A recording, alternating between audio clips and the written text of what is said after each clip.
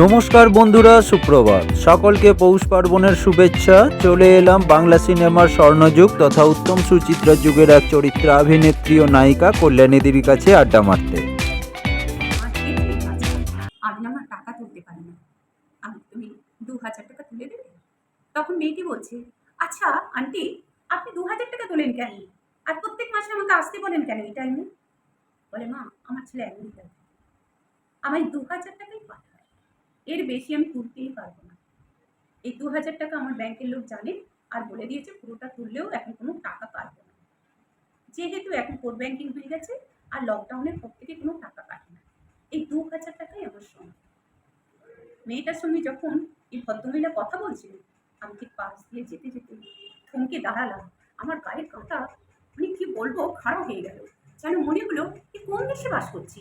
একটা ছেলে আমেরিকায় কোটিপতি বউ নিয়ে রয়েছে, মাকে ২,০০০ টাকা।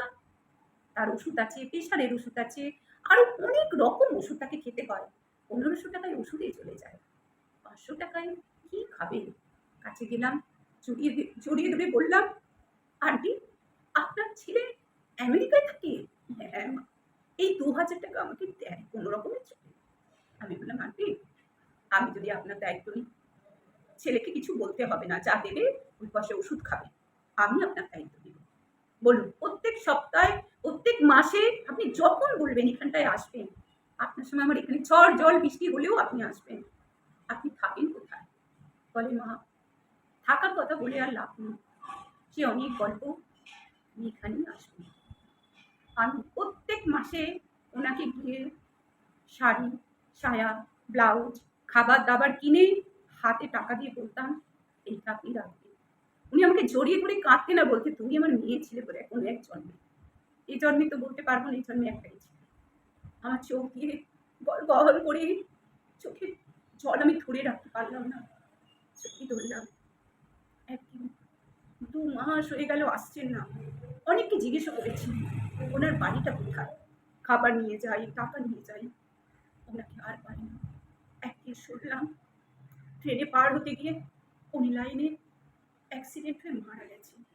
ওনাকে আরজি করে ভর্তি করেছিল, সেই আরজি কর কত ভালোভাবে ট্রিটমেন্ট করেছিল, আর আজ আরজি কর কি নৃশংসভাবে মেয়েটিকে হত্যা করলো। আমার না খুব কষ্ট হয়, শুধু এই মেয়েটির জন্য নয়, ওই মাটি সুস্থ করার জন্য যে ডাক্তাররা আপ্রাণ চেষ্টা করেছিলেন, আর আজকে সেই মেয়েটিকে নৃশংসভাবে হত্যা করলো।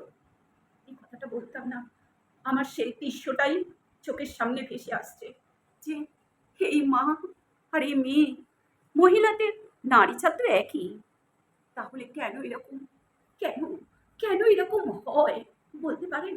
কেন আমরা মানুষ হতে পারছি না? কবে হব আর মানুষ?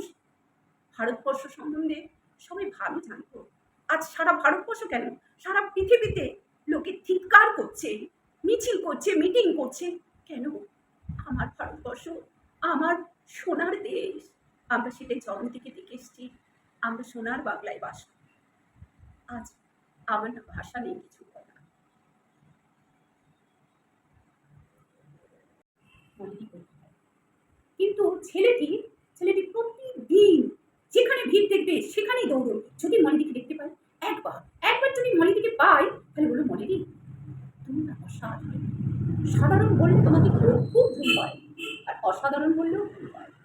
তুমি দেবী, তোমার নাম যে রেখেছে না, সে সত্যিকারই তুমি একজন মানুষের মতন মানুষ, প্রত্যেকের বিপদে তুমি দাঁড়াও। আচ্ছা মনিদি, তোমাকে কি আর কোনোদিন খুঁজে পাবো না? এত মিছিলের ভিড়ে, স্কুলে, কলেজে, ট্রেনে, বাসে, সব জায়গায় খুঁজি, তোমার মুখটা একবার দেখার জন্য।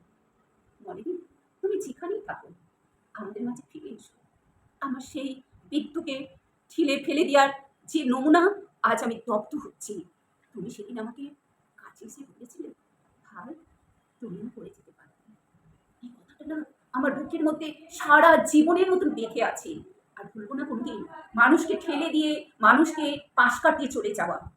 মনে দিই, তুমি ফিরে এসো না আমাদের মধ্যে। আজ তোমাকে আমি খুঁজে বেড়াচ্ছি, তোমার কাছ থেকে আমি অনেক অনেক কিছু শিখেছি জীবনে, যা আমি আমার বাবা মার থেকেও খুঁজে পাইনি। তুমি মনে হয় আমার মাই ছিলে পরজন্মে। আজকে যা শিখিয়েছো, সারা জীবন এই নিয়ে বেঁচে থাকবো।